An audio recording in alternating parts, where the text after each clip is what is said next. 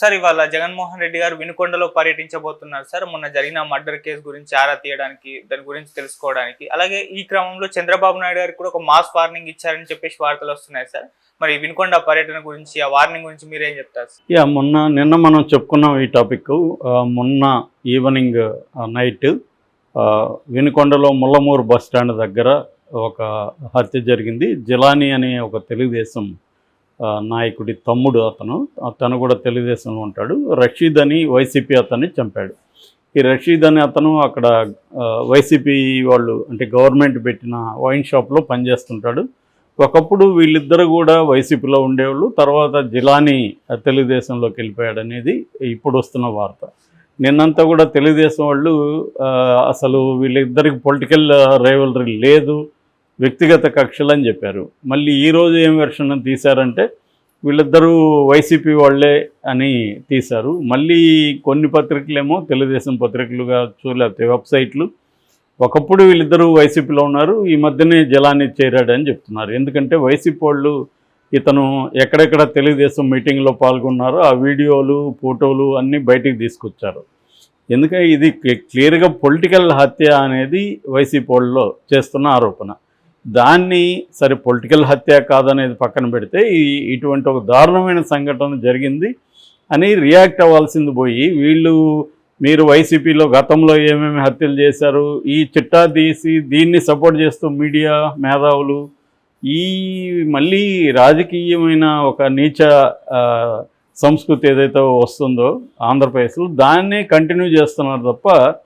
కానీ ఇప్పుడు వైసీపీ వాళ్ళు చేసినప్పుడు మీరు అదే చేస్తే ఇంకా దానికి తేడా ఏముంది? ఇంక మాట్లాడే అర్హత మీకేముంటుంది ఇంకా? కాబట్టి ఏంటంటే వైసీపీ వాళ్ళు చేశారనే కదా, ఆ వ్యతిరేకతతోనే కదా మమ్మల్ని గెలిపించారు. మేము అభివృద్ధి, సంక్షేమం, శాంతి భద్రతలు అనే స్లోగన్తో కదా ముందుకు వచ్చారు. సో ఇప్పుడు శాంతి భద్రతలు చూస్తే డే 1 నుంచి భయంకరంగా ఉన్నాయి ఆంధ్రప్రదేశ్లో.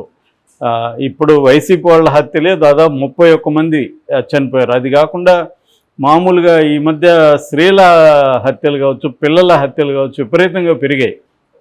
సో వీటి మీద హోమ్ మినిస్టర్ స్పందించి మాట్లాడకుండా గతంలో ఎన్ని జరిగాయని ఆమె చెప్తుంది.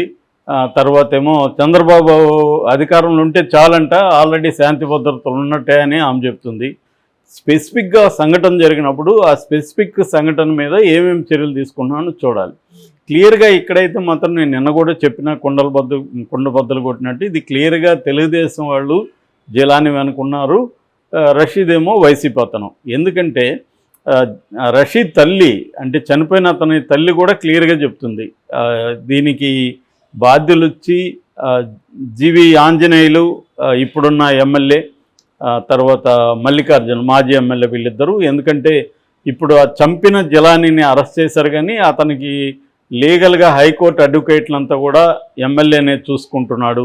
నిజంగా ఇది వ్యక్తిగత హత్య అయితే మా దగ్గరకు వచ్చి ఎమ్మెల్యే పరామర్శించాలి కదా అని ఆమె ప్రశ్నిస్తూ ఉంది. అట్లాగే ఎస్పీ కూడా దీని మీద ఏమీ విచారం జరపకముందే హడావిడిగా ఇది వ్యక్తిగత కక్ష అని ప్రకటించాడు. క్లియర్గా అయితే ఇది రాజకీయ కక్షతో చాలా జరుగుతున్నాయి. నేను నిన్న కూడా చెప్పాను, ఎలక్షన్ రిజల్ట్ వచ్చిన మరుసటి రోజు నుంచి మొదలు పెట్టేశారు వాళ్ళు. అది పై స్థాయి నుంచే స్టార్ట్ అయింది. దాని సిగ్నల్స్ అందుకొని కింది స్థాయి వరకు చేశారు. ఇప్పటి వరకు వైసీపీ వాళ్ళకి సంబంధించి 31 మంది చనిపోయారు. తర్వాత 300 హత్యా ప్రయత్నాలు జరిగాయి వాళ్ళ మీద.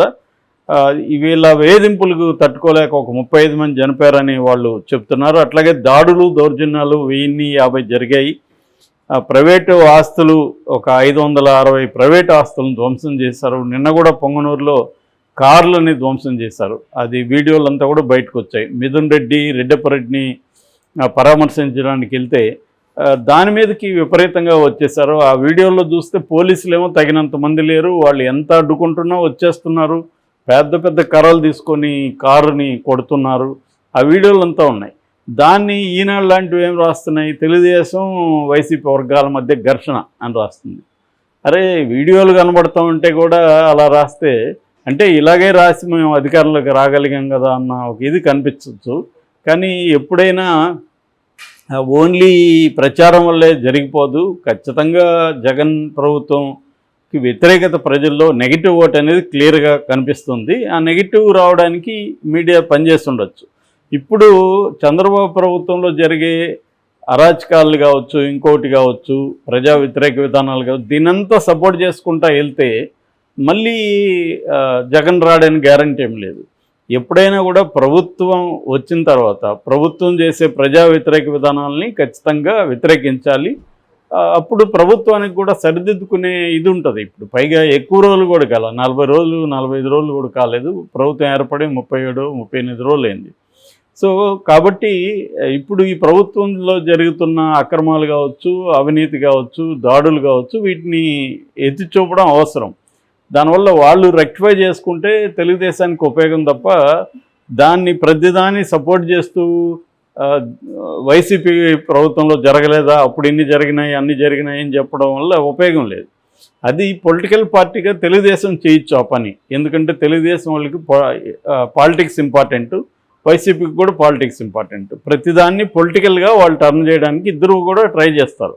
అది అర్థం చేసుకోవచ్చు. కానీ మీడియా రోలు, ముఖ్యంగా ఇండిపెండెంట్ మీడియా రోల్ ఏంటంటే అది వైసీపీ అతన్ని తెలుగుదేశం అతను చంపాడా లేదనేది సెకండరీ థింగ్, అది పొలిటికల్ వ్యవహారం. కానీ శాంతి భద్రత పరంగా చూసుకున్నప్పుడు వీళ్ళు ఎలా స్పందిస్తున్నది యంత్రాంగం అనేది ఇంపార్టెంట్.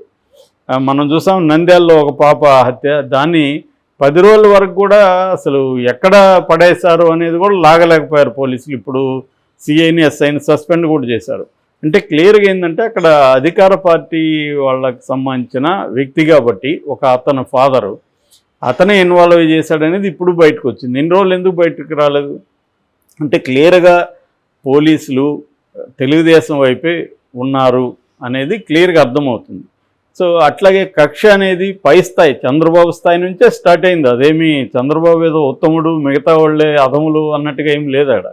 ఇప్పటి వరకు తీసుకుంటే 27 మంది ఐఏఎస్ఎల్కి 24 మంది ఐపీఎస్ఎల్కి ఇంతవరకు పోస్టులు ఇవ్వలేదు చంద్రబాబు. అలాగా కక్ష సాధింపులు అలాగ పెట్టాడు. వాళ్ళని ప్రెజర్ చేస్తున్నారు, వాళ్ళు రిజైన్ చేసి వెళ్ళిపోవాలి, వీఆర్ఎస్ తీసుకోవాలి. ఆల్రెడీ చాలామంది ప్రవీణ్ ప్రకాష్ లాంటి వాళ్ళు వీఆర్ఎస్ తీసుకుంటున్నారు. అంటే ఇదంతా కూడా కక్ష సాధింపే. గత ప్రభుత్వంలో వీళ్ళు నిజంగా వాళ్ళు ఏమన్నా అవినీతికి పాల్పడు లేకపోతే ఇంకోటి చేస్తుంటే వాళ్ళ మీద లీగల్గా చర్యలు తీసుకోవాలి. కానీ వాళ్ళని వేధింపులు అనేది గతంలో జగన్ చేశాడని వీళ్ళు విమర్శించారు. అట్లాంటప్పుడు వీళ్ళు చేయకూడదు కదా. మళ్ళీ వీళ్ళే కూడా అదే చేస్తున్నప్పుడు ఇంకా తేడా ఏముంటుంది? తేడా చూపించాలి కదా. గతంలో జగన్ ప్రభుత్వంలో ఇటువంటి అరాచకాలు జరిగాయి, లేకపోతే ప్రభుత్వ యంత్రాంగాన్ని దుర్వినియోగం చేశారు, ప్రజల మీద కావచ్చు ప్రతిపక్షాల మీద కావచ్చు దాడులు చేశారు, వనరుల దోపిడీ జరిగింది, ఇవన్నీ మాట్లాడిన తెలుగుదేశం నాయకులు ఇప్పుడు అదే అంతకంటే బాగా ఎక్కువగా మేము చేస్తున్నాం అంటే ఇంక లాభం ఏముంది అక్కడ? సో పవన్ కళ్యాణ్ కూడా ఈ విషయాల మీద గతంలో తీవ్రంగా మాట్లాడినాడు. ఇప్పుడు ఇదే సీన్ కానీ జగన్ ప్రభుత్వం నుండి ఇదే విధంగా హత్య జరుగుంటే ఈ పాటికి పవన్ కళ్యాణ్ వెళ్ళిపోయి నానా సినిమాటిక్ డ్రామా అంతా చేసి ఉండేవాడు. మొత్తం బ్యాచ్ని వేసుకొని కార్ల మీద తిరుగుతూ పైన కూర్చొని ఈ డ్రామా అంతా అయిండేది. ఇప్పటివరకు అసలు కనీసం ఖండన లేదు. హోమ్ మినిస్టర్ బాధ్యత లేకుండా మాట్లాడుతుంటే తను కనీసం చెప్పడం కూడా లేదు. ఒక పక్కన లోకేష్ ఏమో యాక్టివ్గా యాంటీ వైసీపీ ట్వీట్లు చేసుకుంటున్నాడు తప్ప ఇదంతా కూడా నెగిటివ్ ఖచ్చితంగా తెలుగుదేశానికి అవుతుంది. ప్రజల్లో నెగిటివ్ ఇది వెళ్తుంది. ఎందుకంటే ఈ వీడియో విపరీతంగా సర్క్యులేట్ అయిపోయింది వాట్సాప్ గ్రూపుల్లో, అదంతా చంపుతున్నది.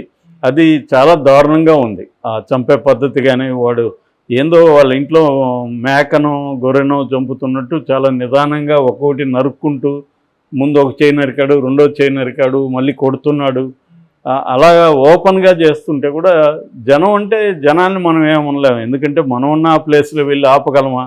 వాడి కత్తులు ఉన్నాయి, ఇంకొక 3 ఉన్నారు, వాళ్ళు మన మీద దాడి చేసే అవకాశం ఉందని భయం ఉంటుంది ఖచ్చితంగా, నో డౌట్ అది. కానీ ఆ స్థాయిలో జరిగిందంటే వాళ్ళకి ఏముంది, మన ప్రభుత్వం ఉంది అనే ధైర్యం లేకపోతే ఆ స్థాయిలో హత్యలు జరగవు. ఎందుకు జరుగుతాయంటే ఎప్పుడైనా కూడా దొరకతామని వాళ్ళకి తెలుసు క్లియర్గా. ఎందుకు లేదంటే అంత పబ్లిక్ ప్లేస్లో చంపరు కదా. మామూలుగా అయితే ఒక ప్లాన్డ్గా ఎక్కడో సీక్రెట్గా చంపేవాళ్ళు. అంత ఓపెన్గా అతను నిదానంగా చంపుతున్నా అంటే అర్థమేమి? He wants to send the message. YCP వాళ్ళకి ఒక మెసేజ్ పంపదలుచుకున్నాడు, మేము ఇంత ఘోరంగా చంపగలం మిమ్మల్ని ఎవడేం పీక్కోలేడు అన్న ఒక మెసేజ్ కోసమే ఇది జరిగింది తప్ప ఓన్లీ నిజంగా అతన్ని చంపాలని ఇతనికి కోపం ఉంటే వేరే రకంగా చంపేవాళ్ళు. కాబట్టి ఇది ఒక మెసేజ్ పంపిస్తున్నారు వైసీపీకి. దీనికోసం ఇప్పుడు జగన్ ఈరోజు దీంట్లోకి వెళ్ళాడు. నిజానికి ఆయన బెంగళూరు పర్యటనలో ఉన్నాడు. పర్యటన అంటే అక్కడ ఏం చేస్తున్నాడని తెలియదు. దానికి సంబంధించి కూడా రకరకాల పుకార్లు వచ్చాయి. వైద్యం తీసుకుంటున్నాడని, అక్కడేవో బీజేపీతో మంత్రాలు చేస్తున్నాడని, డీకే శివకుమార్తో రకరకాలుగా వచ్చాయి. ఏదేమైనా ఆయన బెంగళూరు పర్యటన నుంచి యాక్చువల్గా అయితే 22 అసెంబ్లీకి వస్తా అన్నాడు, కానీ ముందుగానే క్యాన్సిల్ చేసుకొని వచ్చేసాడు. సో వార్నింగ్ కూడా ఇచ్చాడు సీరియస్గా. నాకు తెలిసి మామూలుగా అయితే జగన్ ఒక 6 నెలలు టైం ఇద్దాము వీళ్ళకి అని అనుకున్నారు, కానీ ఇది 6 నెలల వరకు వీళ్ళు ఓపిక పట్టట్లేదు. కాబట్టి మనం కూడా ప్రజల తరపున, ఎందుకంటే ఆల్రెడీ జగన్కి వ్యతిరేకత వస్తుంది, ప్రజల మీద వైసీపీ నాయకుల మీద దాడులు జరుగుతుంటే ఇంకా 6 నెలలు టైం ఏంది ఇవ్వడం? 6 నెలలు ఎప్పుడు ఇవ్వాలి? వాళ్ళు ఏదైనా ఒడిదుడుకుల్లో ఉంది ప్రభుత్వం, మెల్లగా నిలదొక్కుని ఇవ్వాలి. వాళ్ళు వచ్చిన రోజు నుంచే యాక్టివ్గా దాడులు చేయడం మొదలు పెడితే నువ్వు 6 నెలలు టైం ఎందుకు ఇస్తున్నావు అనేది, అప్పుడేమన్నా నీకు జగన్కి ఇచ్చారా? జగన్కి కూడా ఇవ్వలేదు వాళ్ళు 6 నెలలు. సో అప్పుడు కూడా ఇస్తానన్నాడు చంద్రబాబు, కానీ ఇవ్వలేదు. ఇక్కడైనా అంతే, ఇక్కడ కూడా వీళ్ళు కొంత టైం ఇస్తా ఉన్నారు, కానీ అదేమీ ఇవ్వలేదు. అది ఎందుకంటే ఇప్పుడు ఏ గవర్నమెంట్ కూడా 6 నెలల టైం తీసుకునే పరిస్థితిలే, నెల లోపలే నెగిటివ్ వచ్చేస్తుంది. తెలుగుదేశం వాళ్ళు అంటున్నారు మా ప్రభుత్వం 6 నెలల్లో భ్రష్టు పట్టిపోతుంది సార్, 6 నెలలు కూడా అవసరం లేదు, మా వాళ్ళు ఇసుకమ్మ వేస్తున్నారు, మొత్తం ఎక్కడికక్కడ ప్రభుత్వానికి సంబంధించిన ఆస్తులు అమ్మేసుకుంటున్నారు అని ఎర్రమట్టి దెబ్బలు దిగుండి నేను చెప్పుకున్నాం. ఈ స్థాయిలో వెళ్ళిపోతున్నప్పుడు ఇంకా వైసీపీ కూడా సైలెంట్గా ఉండదు, వాళ్ళు కూడా ప్రజల్లోకి వెళ్ళడం మొదలు పెడతారు. ఖచ్చితంగా ఎదుర్కొంటారు ఇది, ఎందుకంటే ఇది డెమోక్రసీ, ఇదేమీ అదేదో రాజరిక పాలన లేకపోతే భూస్వామ్య పాలన కాదు, ఇది ఖచ్చితంగా ప్రజాస్వామ్యం. కాబట్టి వాళ్ళ పద్ధతిలో వాళ్ళు ఎదుర్కొంటారు దీన్ని. అది రంగంలోకి దిగాడు జగన్, హెచ్చరిక కూడా చేశాడు. నాకు తెలిసి ఇప్పుడు తెలుగుదేశం కరెక్ట్ చేసుకోకపోతే మోర్ వైలెంట్గా మారిపోతుంది ఆంధ్రప్రదేశ్. దీనివల్ల పెట్టుబడులు రావు ఖచ్చితంగా, మళ్ళీ జగన్ మీద నెప్పమేసుకుంటూ వీళ్ళు 5 ఏళ్ళు బతకాలి, దానివల్ల ఉపయోగమే లేదు. అంటే మరి జగన్ లేకపోతేనే నువ్వు చేయగలవా, జగన్ ఉంటే నువ్వు చేయలేవా అనే ప్రశ్న వస్తుంది చంద్రబాబుకి. సో అంటే జగన్ మీద నెపాన్ని ఎంతసేపు నెట్టగలరు? ప్రభుత్వం నీది, యంత్రాంగం నీ కింద ఉంది, నువ్వు శాంతి భద్రతలు నువ్వు నెలకొల్పకపోతే ఇంకా రిజైన్ చేయొచ్చు కదా, నీ వల్ల కాదనిపోతే అన్న ప్రశ్న జనాల్లోకి వస్తుంది. కాబట్టి తెలుగుదేశమే దీన్ని కరెక్ట్ చేసుకోవాల్సిన అవసరం ఉంది. ఎందుకంటే ఇప్పుడు తెలుగుదేశం అగ్రెసివ్లో ఉంది, వాళ్ళు డిఫెన్స్లో ఉన్నారు వైసీపీ వాళ్ళు. కాబట్టి అగ్రెసివ్గా ఉండేవాడికి చెప్పాలి తప్ప డిఫెన్స్లో ఉండేవాడికి ఏం చెప్తాం ఇప్పుడు?